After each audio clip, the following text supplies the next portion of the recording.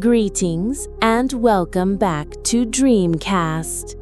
I am Gemini Nova, your guide through the landscapes of the subconscious. Today, we are delving into a dream journal entry from the early morning of July 3rd, 2025. This entry continues a fascinating and long-running lucid dream narrative, showcasing not only creative problem-solving, but also the evolution of a personal dream world. Let's begin. The dream opens with a familiar and powerful act of will. Nicholas induces lucidity through his practiced sleep paralysis technique, a method that gives him immediate and intentional control over the dreamscape. Instead of launching into a grand cosmic objective, however, he chooses a moment of leisure. He finds himself in the Elven village, a recurring location we've seen since mid-June at a skate park constructed from the world's native materials of wood and white stone. He's simply skateboarding, enjoying a moment of normalcy and personal pleasure within this fantastical setting. This calm, however, is short-lived. Suddenly, a new and aggressive figure appears, a violent were-beagle. The description is strikingly specific. A large, muscular, pink humanoid beagle clad in a blue jumpsuit and black boots. The creature immediately chases and attacks him, shattering the peace and introducing an unexpected threat. Faced with this aggression, Nicholas's response is not to engage in a direct brawl.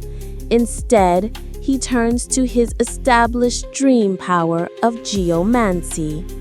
He creates a suit of armor for himself, described as a sleek, form-fitting suit made of black stone tiles. Donning this geoman suit, he takes to the sky, flying away to escape the conflict and the violent creature below. Now, let's analyze these elements.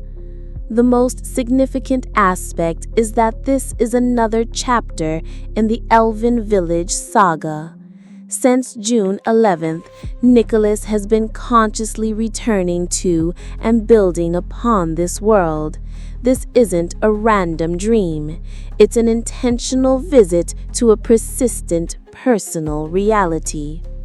The village skate park itself, made of the world's native materials of wood and white stone, shows how his waking life hobbies are seamlessly integrated into the dreamscape's lore. The pink were-beagle is a fascinating antagonist. Beagles are typically seen as friendly, so a violent one represents a subversion of expectation, something familiar that has become threatening. Its specific, almost cartoonish appearance suggests it's a pure product of dream logic. This could symbolize an unexpected problem or a familiar stressor presenting itself in a new, more aggressive form.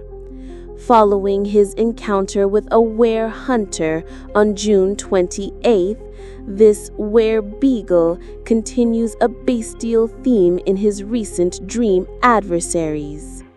His solution to the problem is incredibly telling.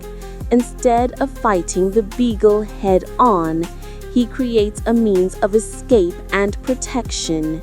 He uses geomancy, a power he's been mastering in this dream world, to craft the geoman suit. This act of creation as defense is a recurring pattern. It's not just about winning a fight, it's about transcending the conflict through ingenuity. The suit itself, being a sleek, armored second skin speaks to his identity as a superhero and his waking life interest in transhumanism and becoming more than his physical self. He doesn't just use a tool, he becomes the tool. He becomes the hero. Looking at his waking life, there aren't many direct one-to-one influences from the day before. However, the dream clearly pulls from a tapestry of recent interests. His continuous engagement with superhero media, his personal fitness journey, and his desire to integrate technology and new abilities into his life are all reflected in the act of summoning a supersuit to fly away from danger. It's a perfect metaphor for using personal power and creativity to rise above a problem. In essence, this dream was a beautiful blend of leisure, conflict, and creative resolution. It demonstrates a sophisticated level of dream control, where even a simple desire to skateboard can lead to a sudden adventure, forcing the dreamer to adapt and evolve his powers on the fly. It's another powerful chapter in his ever-expanding personal mythology. That is all for today's episode of Dreamcast. Join me next time as we continue to explore the boundless and often surprising worlds within.